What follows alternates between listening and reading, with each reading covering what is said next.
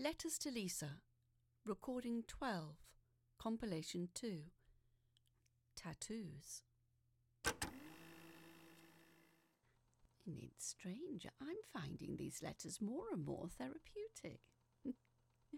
I've been a little bit nervy since Dougal went doolally. The vet says it's his age, but he's never been so barky before. He's had to get his voice box messed with, poor fella. He's sulking in his basket now. Anyway, some of them have actually been quite uplifting. Well, I can only hope they stay like that. I thought this letter was a normal one until I opened the envelope. It appears to be in two segments.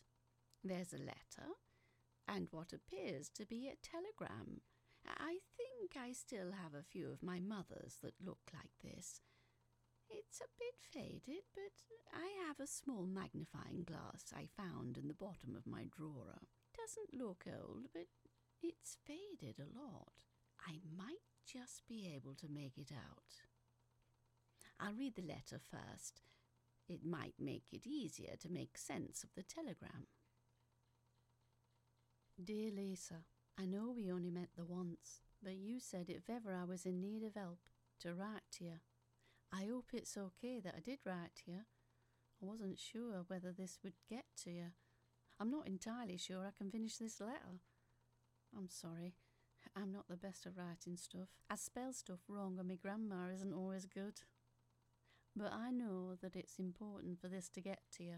I don't know what time you'll get this. I thought I'd just explain how we met, as that will hopefully make what you need to know clearer. I'm sorry to let you know this, but I know I will die in my sleep. It's destined to happen. For you, however... Sorry, I said I'd just be clearer. As clear as mud I'd be. I should start at the start. I am Fiona Todcaster. I did live in Manchester. Well, Greater Manchester. It's not exactly the city, but it's still got that deep red brick. I'd never left the area. No need, really. Went to school, then straight into marmalade factory. It was nice, secure, not exciting exactly, but a lot of my friends had joined the factory at that time. We were a sort of crew. We chatted all through work. Often the gossip on the Monday was always worth going in for. It only got better after I met Arnie. He was, sweet. He was the quiet one at school, and embarrassingly, I hadn't spoken to him back then. But he would wait for me after work and drive me home. He proposed to me once on a drizzly New Year's Eve, on a group outing in Blackpool. Doesn't sound very classy. And it wouldn't have been if it had been from any of the boys from the brewery. But with Arnie, it was a proper romantic. We were on the beach, running in and out of the waves, trying not to get wet. The others had gone to some dingy pub. But we'd had chips with the twinkling lights behind us. As the countdown to 1972 struck, I heard cheers and drunkenly tumbled first face into the water. Arnie had laughed at me, trying to pull me up, but I wasn't having it. He was soon submerged with me. As we splashed, he popped the question. Oh, I don't think I'd ever been happier. I wish it could have always been like that. It almost could have. I'd had a big argument with one of my girl gang, and work was trying, as everyone was wound up. So much to the point that my work started to suffer.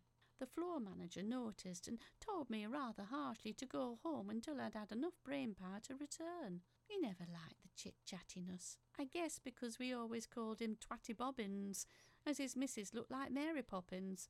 I didn't let him mither me, though. I just decided I'd walk home. It was a long walk. I'd never actually walked it. I'd either bussed it or got Arnie to pick me up.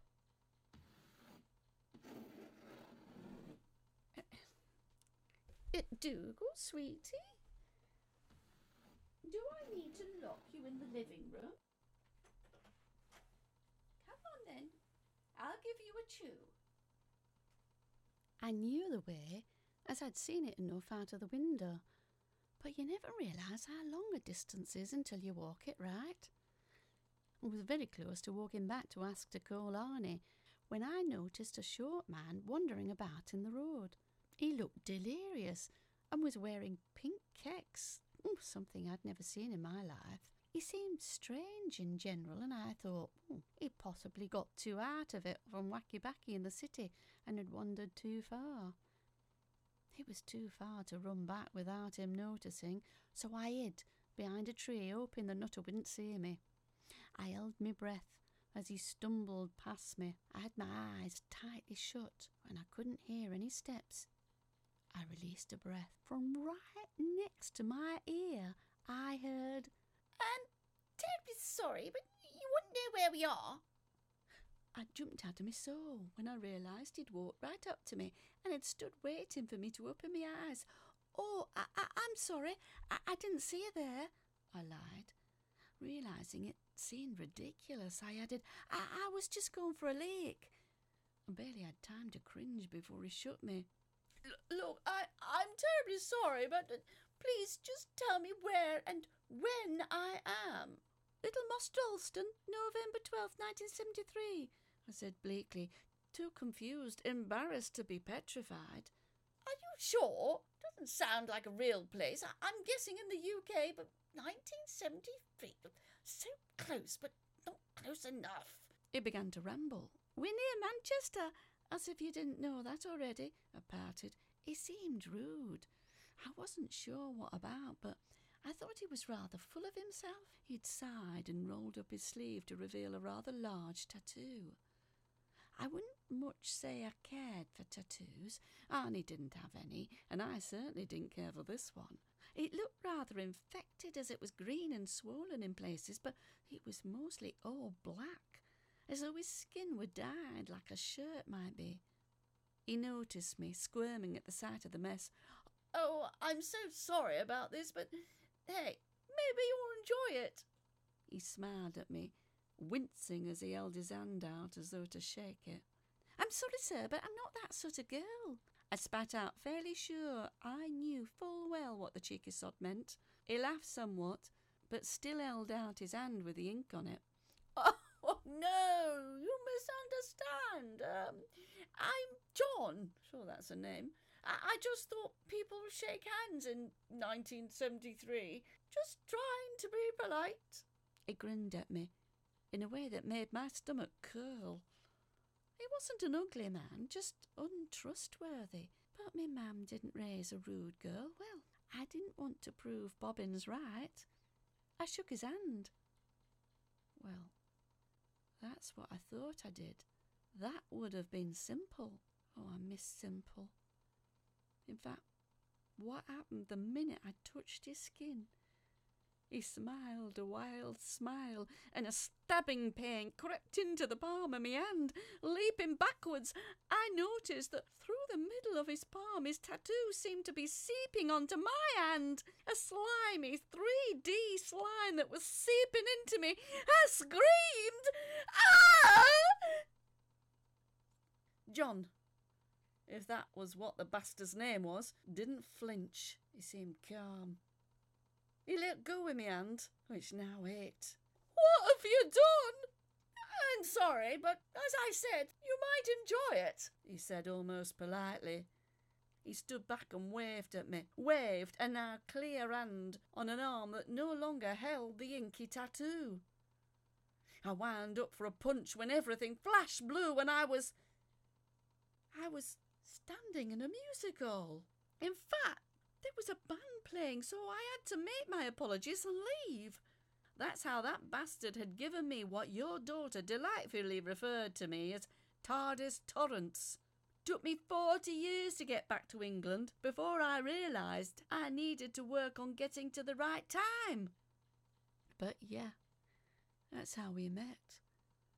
If you can remember that hot summer in India, I'd never heard of an accent like mine. Oh, well, I handed off the disease onto this small gypsy woman who wouldn't tell me how your daughter will die. She told me eventually, the bitch. But what worried me was what she said about you. Now I'm stuck in 1899 British Columbia. If this letter doesn't get to you in time, I've sent a telegram, as I don't know what time you're in or where. I'm so sorry about Dougal. She said she never liked animals. He sounds like such a faithful hound. Hang on. How does she know about Dougal? Dougal? How did you get out of the living room? Oh, Dougal! I don't think I want to do this anymore. Dougal!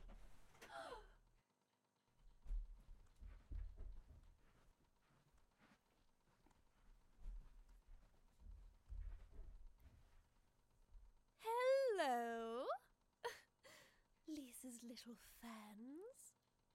So sweet of you all to write to her, as she does get so lonely. Shame she'll never get to carry out any of your calls for help. Useful, though. Useful for me in any case. If only my mother knew the full extent of these. Oh well, I found her now. The paper trail did help, even if she isn't the easiest to pin down. Oh, speak of the devil. You know, I've never been a great fan of pets. Always found them rather annoying.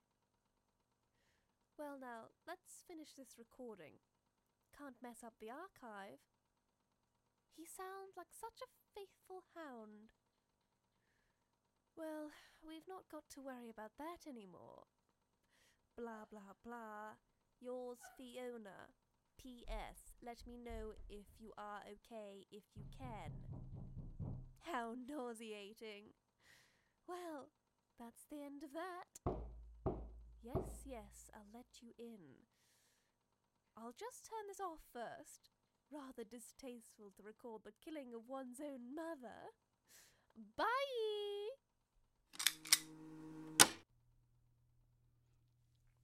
That was Letters to Lisa, recording 12, compilation 2. Tattoos. Written by Phoebe Critchlow. Read by Caroline Lawrie and Phoebe Critchlow.